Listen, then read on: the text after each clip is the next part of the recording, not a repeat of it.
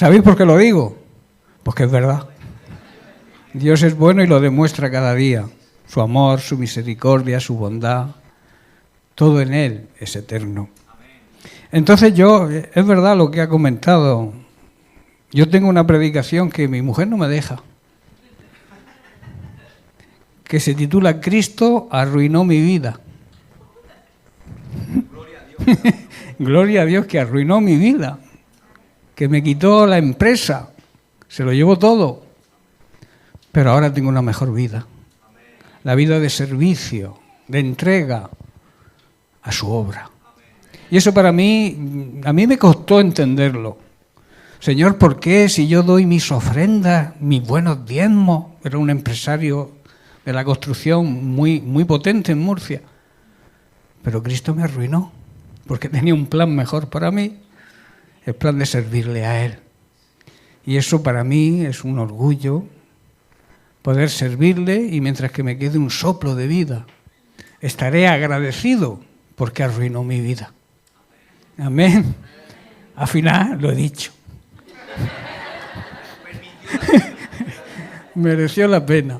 Bien, pues como he dicho, es un gran privilegio estar hoy aquí con vosotros y voy a tratar un tema que se titula Jesucristo, mediador de un pacto mejor. Y a mí me gustaría que te volvieras al que tienes al lado y le preguntaras, ¿a qué viniste hoy a la reunión? No.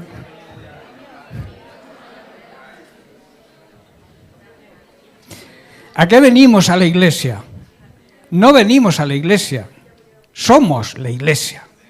Y nos reunimos en un templo de paredes donde la iglesia vive el Evangelio. Entonces, la realidad es que no venimos a escuchar ninguna idea humana. Tampoco venimos a escuchar opiniones. Venimos a escuchar la voz viva y poderosa de Dios, que sigue hablando hoy a su pueblo por medio de las Sagradas Escrituras y con la ayuda del Espíritu Santo que nos revela aquello que todavía no comprendemos. Por eso cada vez que oramos debemos poner en las manos del Espíritu Santo para que un versículo, a veces leemos los versículos tan deprisa, hemos cogido el hábito de que hay que leer todos los días algo, lo leemos y a los 5 minutos no nos acordamos si hemos leído en Juan, en Mateo o en Apocalipsis. ¿Por qué? Porque esos minutos hay que buscar la comunión íntima con Dios a través del Espíritu Santo y pedirle al Espíritu Santo que te muestre, que te revele lo que tiene hoy para ti. Porque Dios siempre tiene algo nuevo. No son nuevas revelaciones, no nos equivoquemos. Hay sectas por ahí que andan con revelaciones nuevas. No. Es revelación de lo que ya Dios está o ha escrito en su palabra. No venimos, por tanto, por una costumbre ni por una tradición, sino para adorar a Dios. Y adorar a Dios significa obedecerle. Oír su palabra no es escucharla, es prestar atención para ponerla por obra. Si no, de nada sirve. La palabra de Dios es para vivirla. ¿Por qué?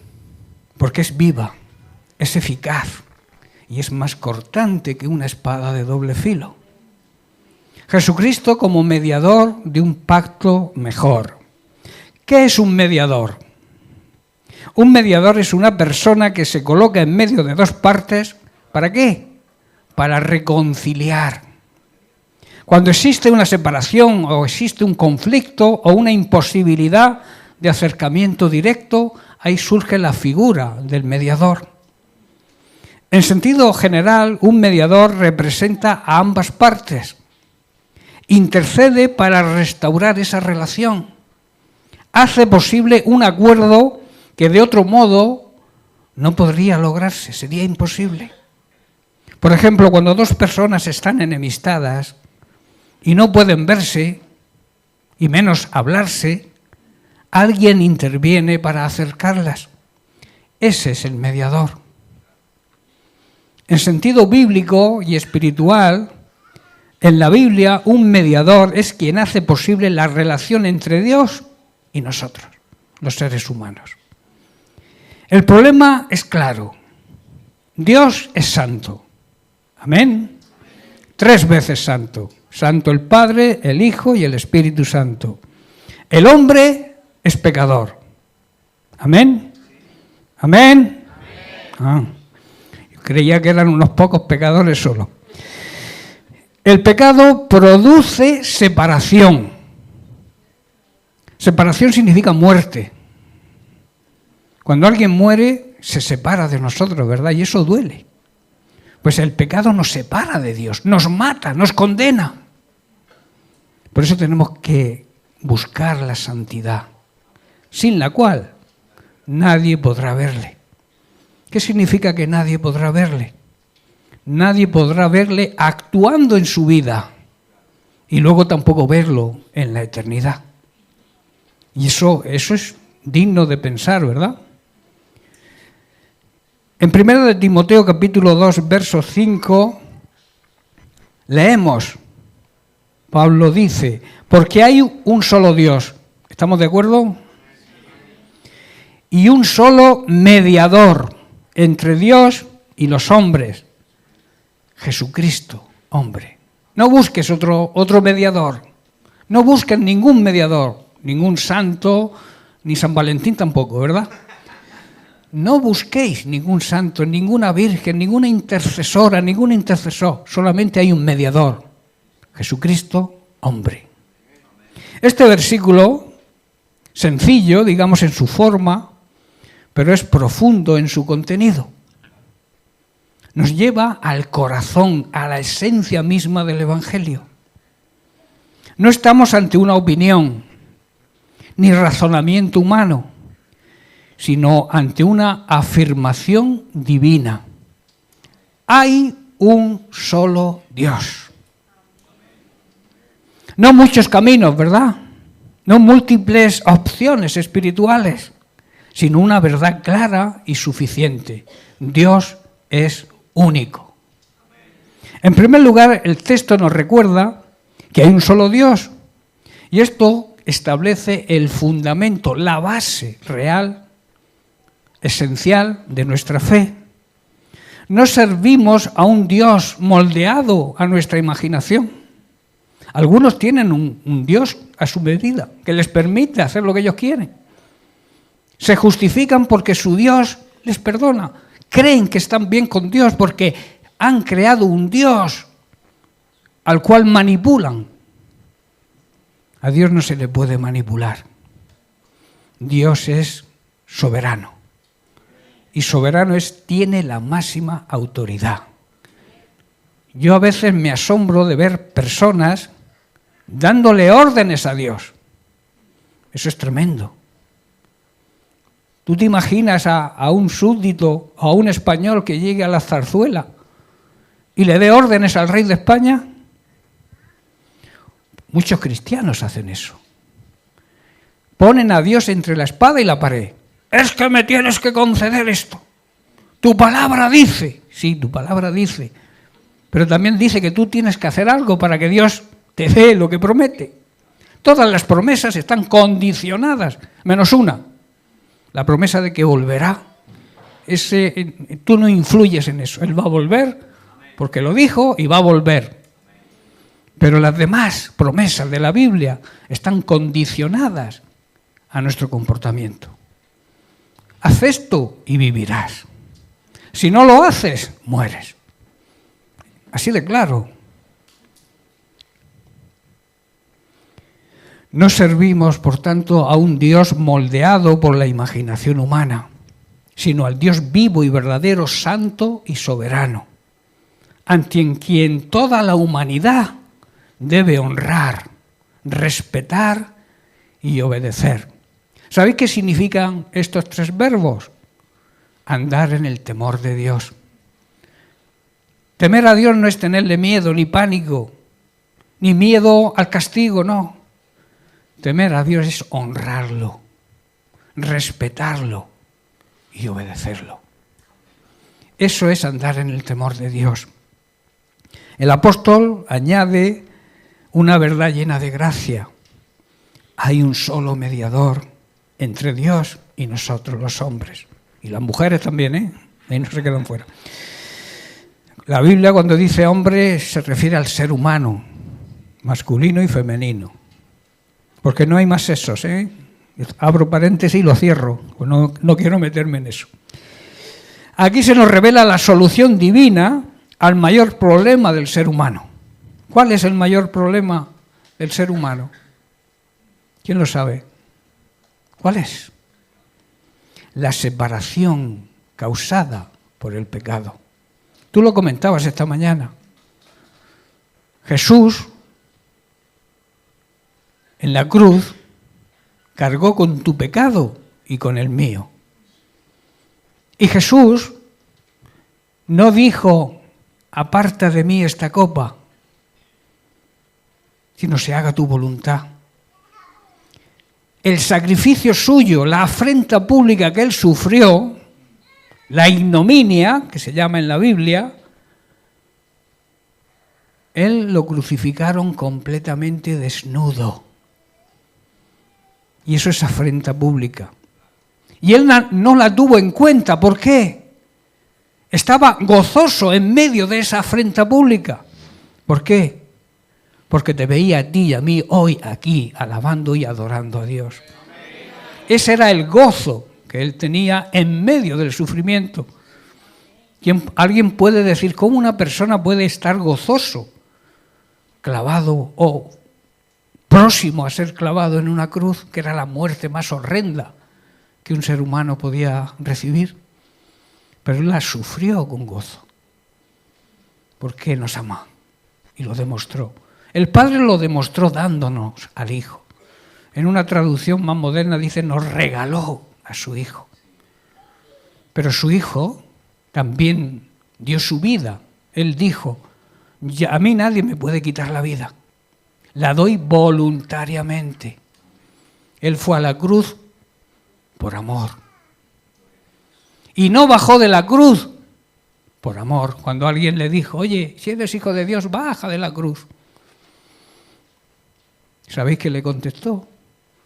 No bajo de la cruz por amor a ti. Y eso es digno. Eso no es una historia bonita que muchas veces recordamos. Deberíamos tenerla patente cada vez que pecamos, cada vez que nos involucramos en el pecado. Tenemos que tener en cuenta lo que Jesús sufrió, padeció sin merecerlo. El que no cometió pecado, por ti y por mí, fue crucificado. Y esa vida que Dios nos transmitió al derramar su sangre, ¿sabéis dónde nace la Iglesia? En el costado de Cristo. Cuando aquel soldado le clava la lanza, dice que salió agua y sangre. Cuando una señora da a luz, ¿qué sale? Agua y sangre. Simbología de que la Iglesia salió del costado de Cristo y del costado más cercano a su corazón. Por eso la Iglesia es santa. No menosprecies la Iglesia, no critiques la Iglesia, no hables mal de la Iglesia, porque Cristo la compró con su sangre. Y eso tenemos que valorarlo en su justa medida. A veces somos muy ligeros de lengua. La murmuración, la crítica, es juzgar a los demás.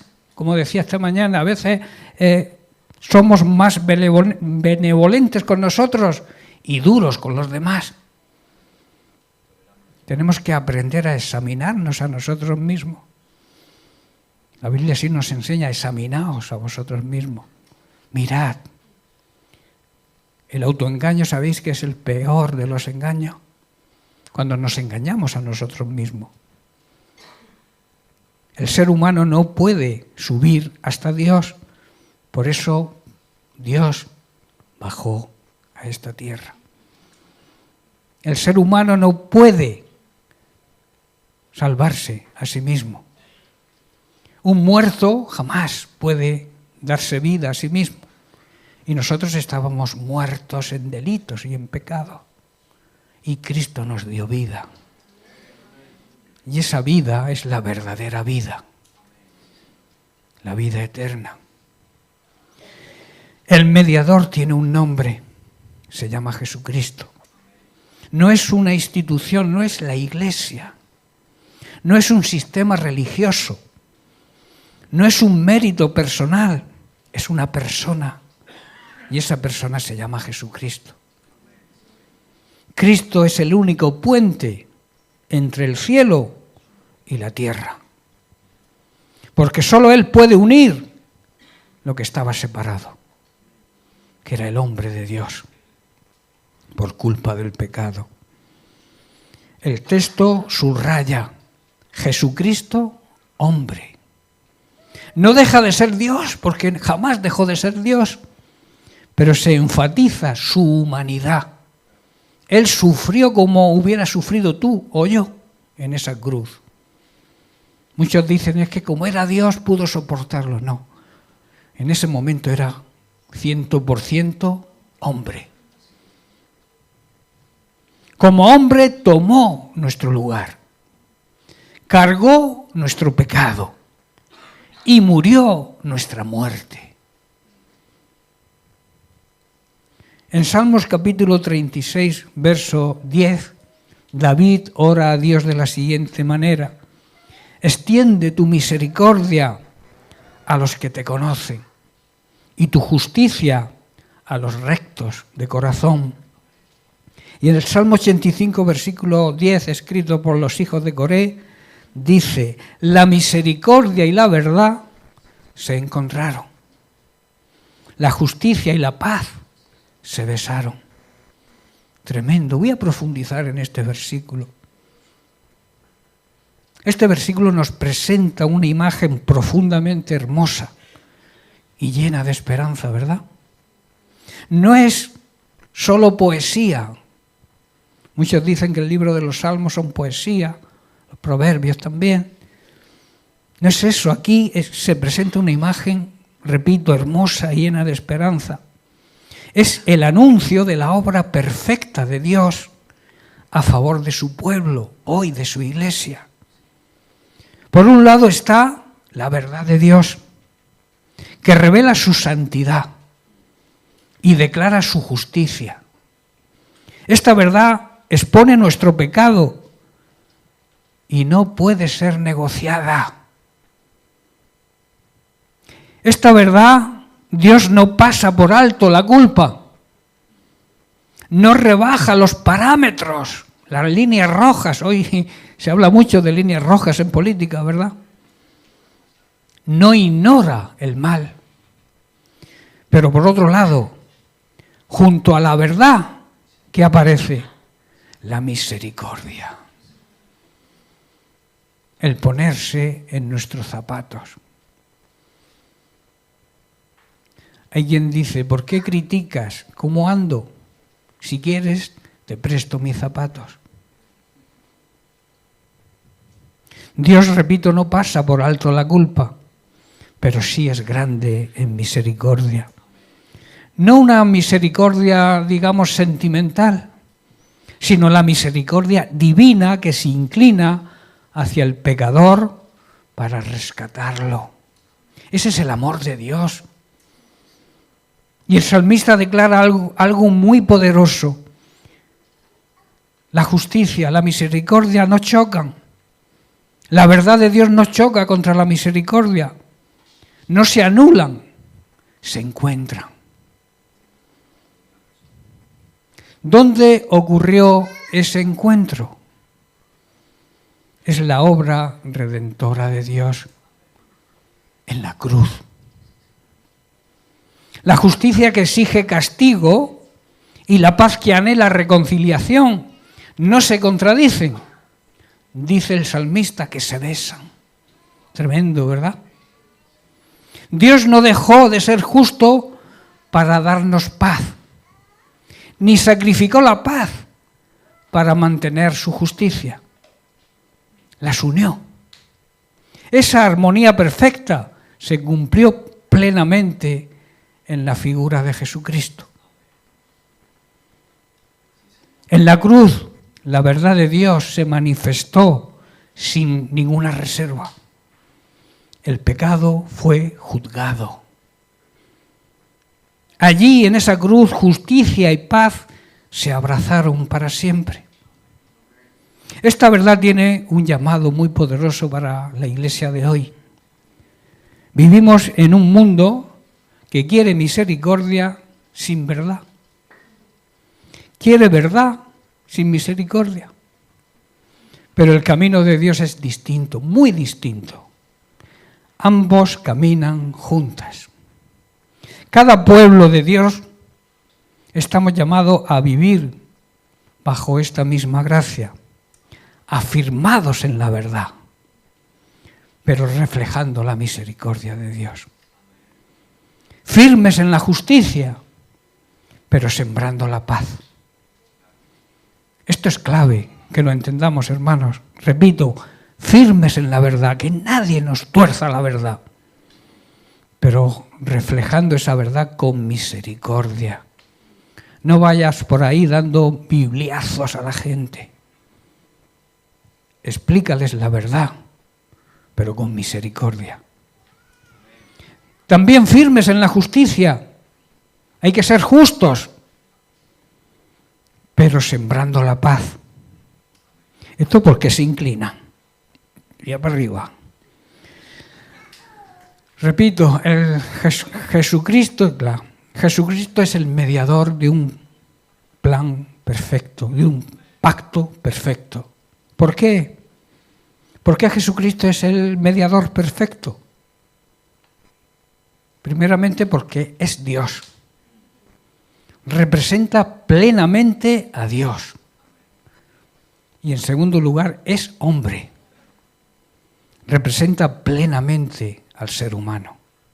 Por eso puede ser el mediador. Quitó el obstáculo del pecado al morir en la cruz. Intercede hoy, intercede continuamente por cada creyente. Él es nuestro mediador hoy en día. Él está ahí cuando nosotros tropezamos, nos equivocamos, fallamos. No que vivamos en pecado, que eso es punto y aparte. Cuando fallamos, pero nos arrepentimos rápidamente. Un creyente puede pecar, puede fallar, puede errar el blanco, que es lo que significa pecado. Pero se arrepiente y tenemos a Jesucristo intercediendo. Tenemos a Jesucristo de mediador para reconciliarnos con Dios. Pero no es lo mismo vivir en pecado. Cuando uno vive conscientemente en pecado, vive de espaldas a Dios.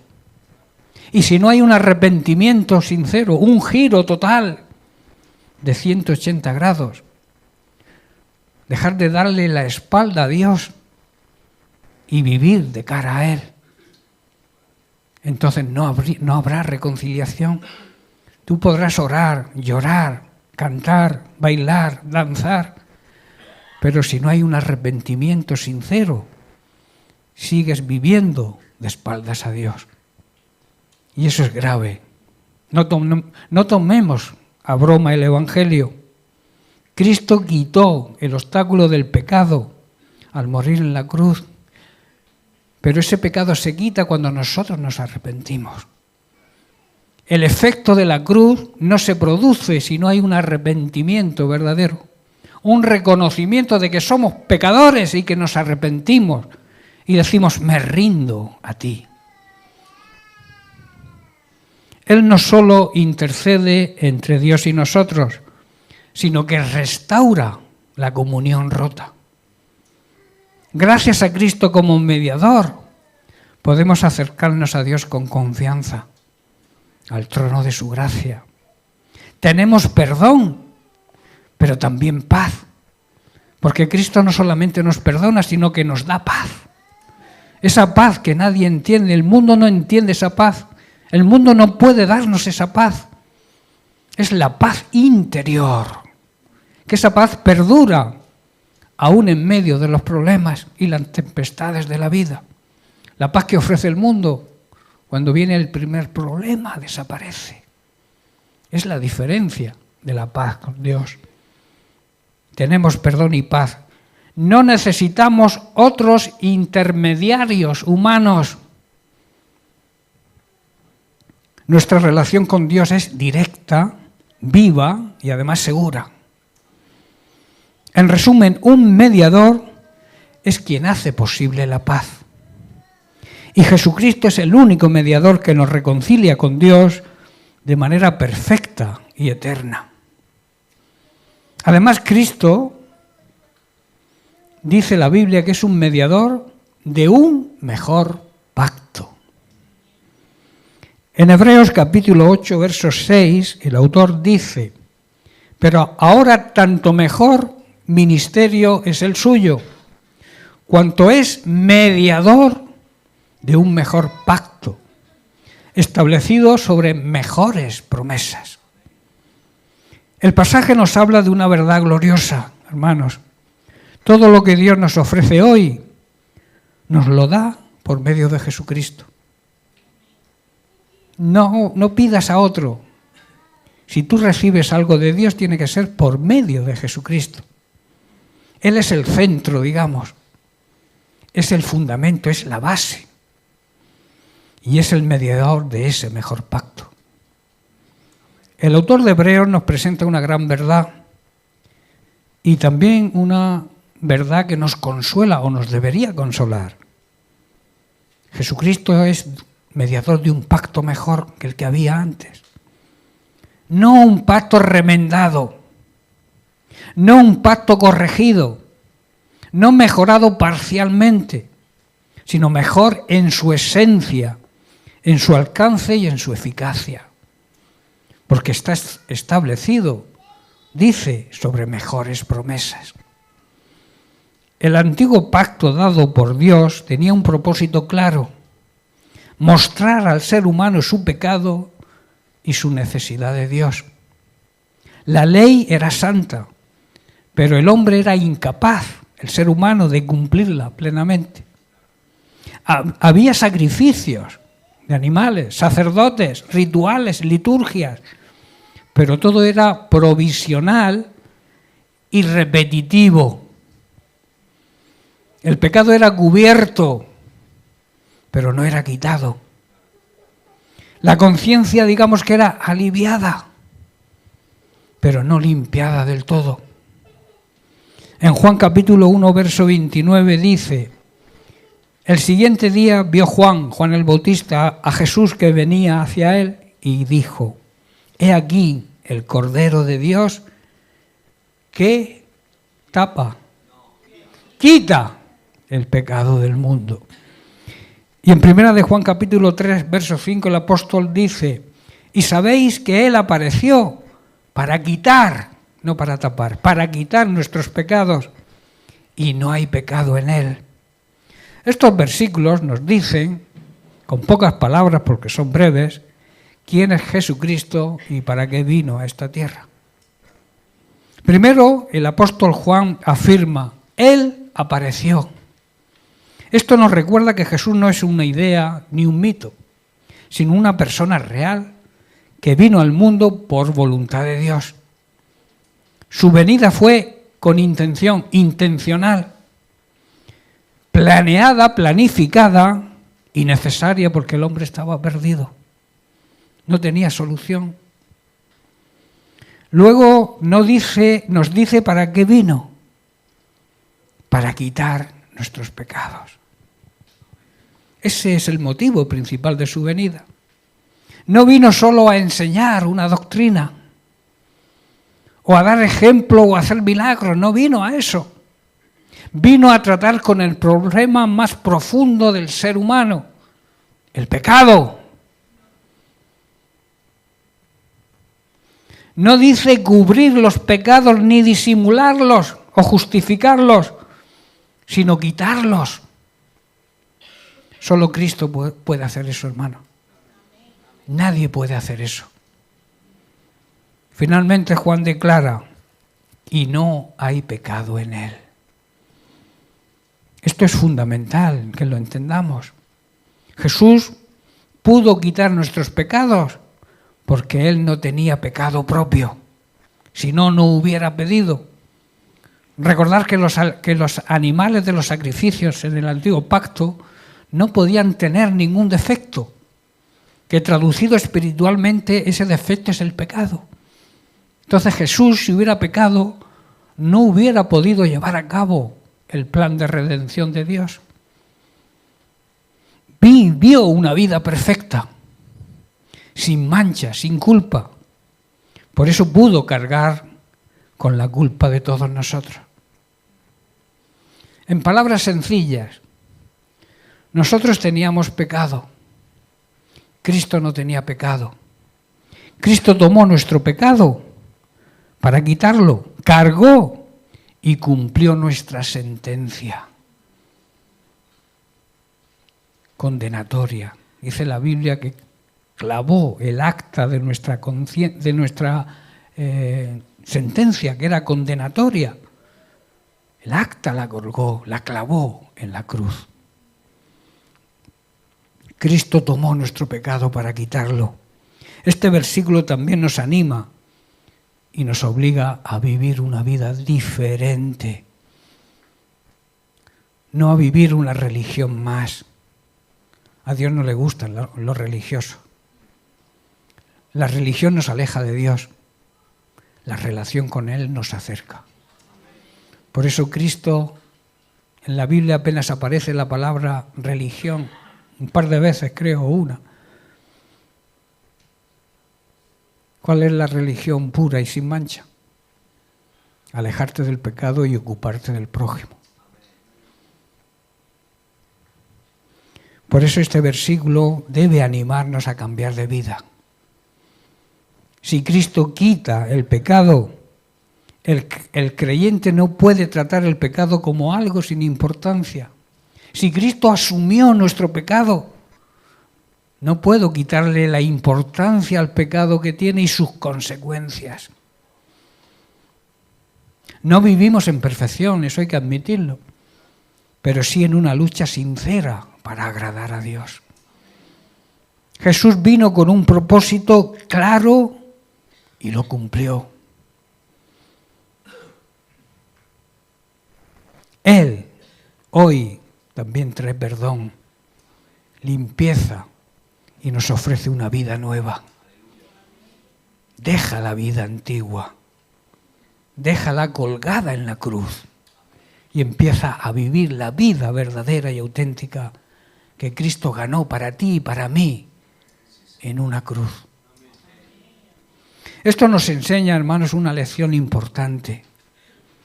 El ser humano no puede salvarse a sí mismo, es imposible.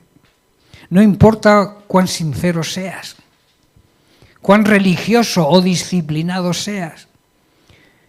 El problema del pecado es mucho más profundo.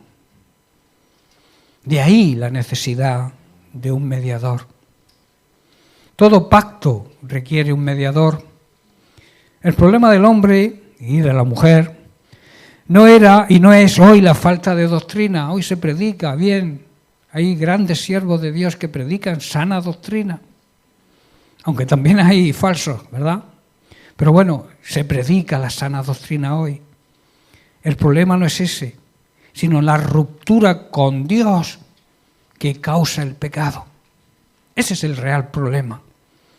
El antiguo pacto dado por medio de Moisés era santo, justo y bueno, pero tenía una limitación fundamental.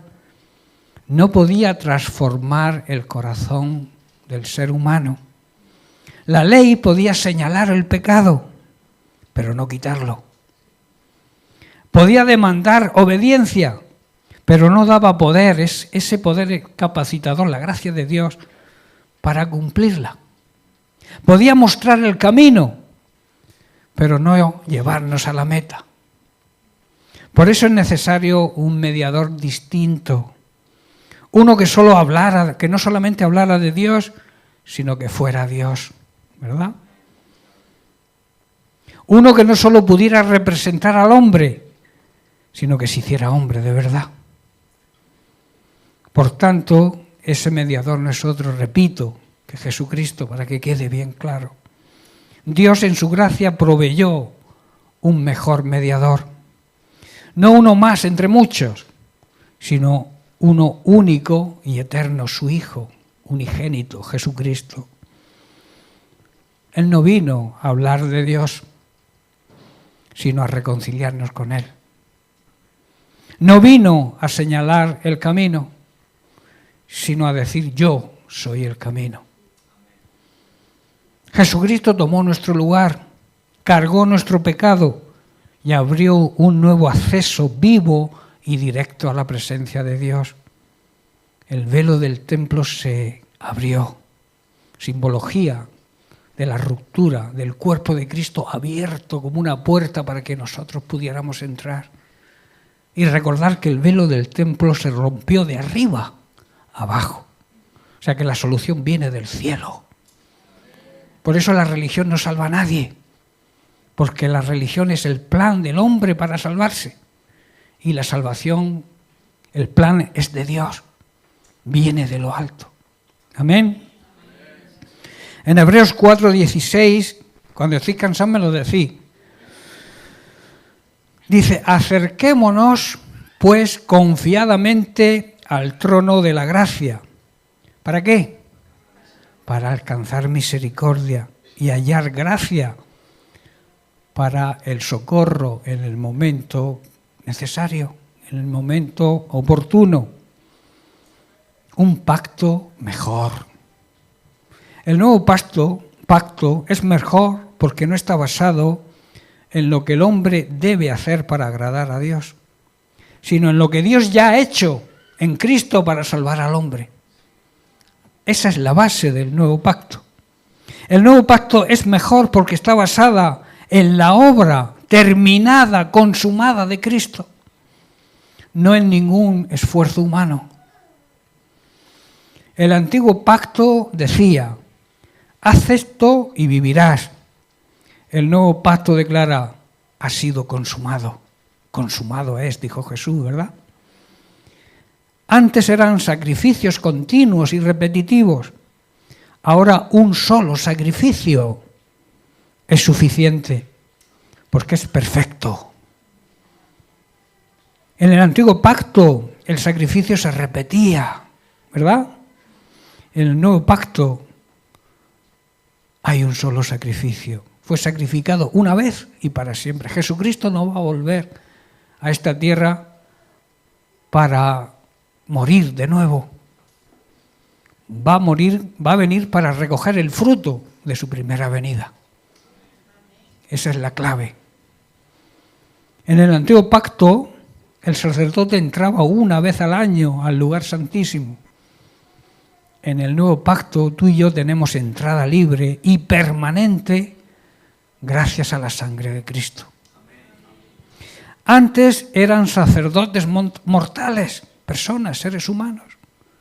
Ahora es un sumo sacerdote eterno, Jesucristo. Esto no es un ajuste doctrinal de poca importancia, es un cambio total de régimen espiritual del gobierno y la administración de nuestra vida. Vivimos ahora bajo la gracia soberana, no bajo la condenación. Antes había distancia. Ahora, gracias a Cristo, tenemos comunión, porque nos reconcilió con Dios el Padre. Ahora dice que fue establecido sobre mejores promesas.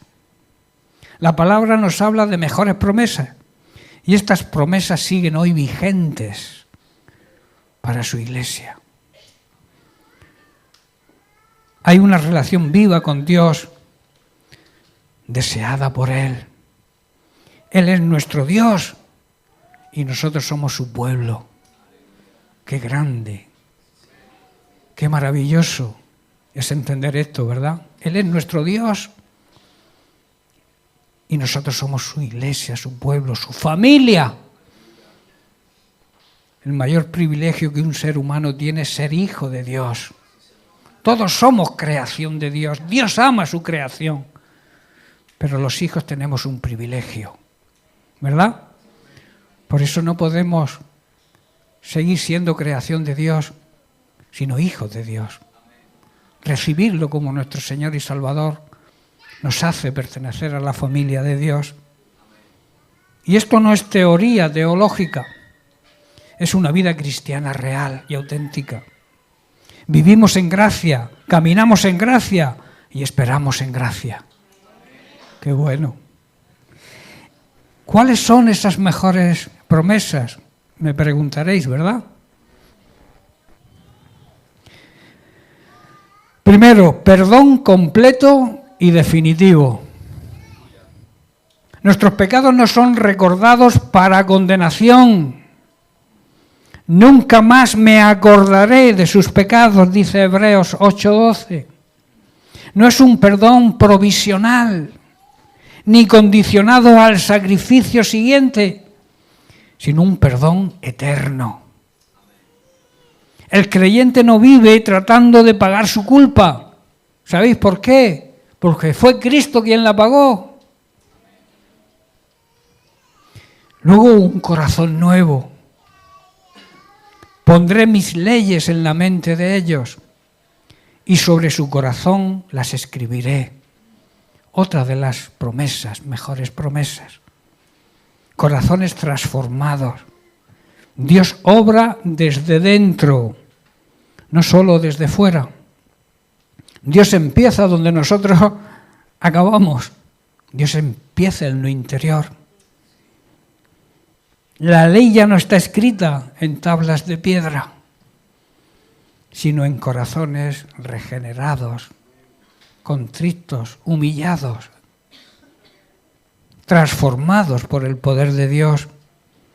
Y la siguiente promesa, una relación personal, no colectiva. Aparte de la iglesia, una relación colectiva como iglesia, pero también una relación personal, un tú a tú con Dios. Eso es maravilloso, poder hablar con el creador del universo. Nosotros somos como un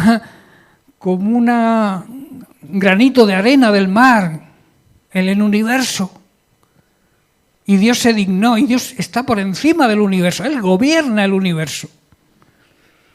Pero se preocupa de ese granito de arena que somos nosotros. Y nos colocó en una cuna preciosa, la tierra, que por cierto el hombre la está destruyendo. Ese paraíso que Él dejó para la niña de sus ojos, su iglesia, su pueblo, su creación. Esto no es una religión distante, sino una comunión viva e íntima con Él. No es un Dios lejano, como algunos creen, sino un Padre cercano. Y esto, hermanos, es gracia, el regalo de Dios. Cristo, mediador y eficaz y eterno. Ya estoy terminando, no os pongáis nerviosos. Cristo, mediador y eficaz y también eterno. Jesucristo no es un mediador como lo fue Moisés, que era siervo en la casa. Cristo es el Hijo sobre la casa. Su mediación no falla, no caduca y no necesita ser renovada. Él intercede hoy por ti, por mí, por los que somos suyos. Sigue haciéndolo hoy, está vigente hoy. Él sostiene al creyente débil. ¿Y qué le hace? Lo fortalece. Si estás débil, acércate a Dios, que Él te va a transmitir su fuerza, te va a fortalecer. Él garantiza que las promesas del pacto se cumplan. Nuestra seguridad no descansa en nuestra fidelidad. Escuchar bien, no estoy diciendo ninguna barbaridad. Nuestra seguridad no descansa en que nosotros seamos fieles, sino en la fidelidad del mediador, que es Jesucristo. Como conclusión y llamado, quisiera decir que Jesucristo es el mediador de un mejor pacto. Y ese pacto sigue firme y vigente hoy. No se ha debilitado con el tiempo. No depende de ti, ni de mí, ni de tu fuerza, ni de tu sabiduría. Depende de la fidelidad, del amor y de la misericordia de Dios. La pregunta no es si conocemos este pacto con la mente, sino si vivimos bajo su realidad. No es entenderlo con la mente, sino vivirlo cada día. La pregunta, repito, no es si conocemos ese pacto mentalmente, sino si vivimos bajo su realidad. ¿Seguimos tratando de agradar a Dios con nuestras obras? Son preguntas. A mí me gusta hacer muchas preguntas. Ahora no me las contestéis. Debéis analizarlas y contestarlas en vuestro secreto con Dios. ¿Seguimos tratando de agradar a Dios con nuestras propias fuerzas? ¿Cargamos culpas que Cristo ya cargó y perdonó? ¿Seguimos con la carga? ¿Vivimos como esclavos cuando hemos sido adoptados como hijos? ¿Estamos viviendo como personas del nuevo pacto? A veces creemos en Cristo, sí, pero seguimos viviendo como si todo dependiera de nosotros. Cargamos con culpas, con miedos, con condenación que Cristo ya llevó en la cruz. El llamado de hoy es a descansar en la obra del mejor mediador, a vivir con gratitud, siendo agradecidos, en obediencia, que eso cuesta, a veces nos cuesta obedecer a Dios, y en confianza. No por obligación, esto no hay que hacerlo por obligación, sino por amor a Dios. Por amor que Él demostró a nosotros primero, porque Él nos amó primero y lo demostró. A veces decimos que amamos a Dios, pero no lo demostramos con nuestra forma de comportarnos, con nuestra forma de vivir. Las obras que no se hacen por amor son obras muertas, de las cuales, dice la Biblia, tenemos que arrepentirnos. No hagas las cosas por obligación, sino por amor. Por amor a Dios y por amor a tu familia, a la familia de Dios, que no deja fuera a nuestra familia personal tampoco. Debemos volvernos a Cristo, descansar en su obra perfecta, afirmarnos en las mejores promesas del nuevo pacto. Hay personas que siguen viviendo en el antiguo pacto, en el monte Sinaí, donde caían rayos, centellas, pasaba una ovejita por allí, le caía un rayo. Vivimos en el nuevo pacto, con mejores promesas. Debemos vivir como hijos, no como esclavos. Caminar confiados en esas mejores promesas que tenemos gracias a Cristo. Porque Cristo, y termino, es mediador de un pacto mejor. Y en Él tenemos salvación segura. No hay duda. De tal manera amó Dios al ser humano, al mundo, a las personas que viven en este mundo, que nos ha regalado a su Hijo. Para que si creemos de verdad, porque a veces decimos que creemos, pero no lo demostramos con nuestra manera de vivir. Porque el que cree, obedece. Si tú dices que crees, tienes que obedecer a Dios. Tienes que obedecer su palabra. Si no, te estás engañando a ti mismo. Y repito, como dije antes, el peor engaño es el autoengaño. Creernos que estamos bien o que somos buenos, sin ser realmente buenos. Porque pecado es lo que Dios dice que es pecado, no lo que yo opino. Amén. Salvación segura, gracia abundante y una esperanza eterna. Jesús viene pronto. Yo siempre digo que tenemos que estar con las maletas preparadas. No nos vayamos a quedar en tierra. El tren, el último tren, está a punto de pasar. Está llegando a la estación. Estaré ahí esperando con tus maletas preparadas. No veas venir el tren y salgas corriendo a preparar el equipaje, porque no te va a dar tiempo. De ahí que debamos estar siempre preparados, porque Jesús viene pronto. Amén. Bien, pues que Dios les bendiga. Ha sido un privilegio estar con vosotros y compartir el mensaje que Dios ha puesto en mi corazón para que lo comparta con vosotros.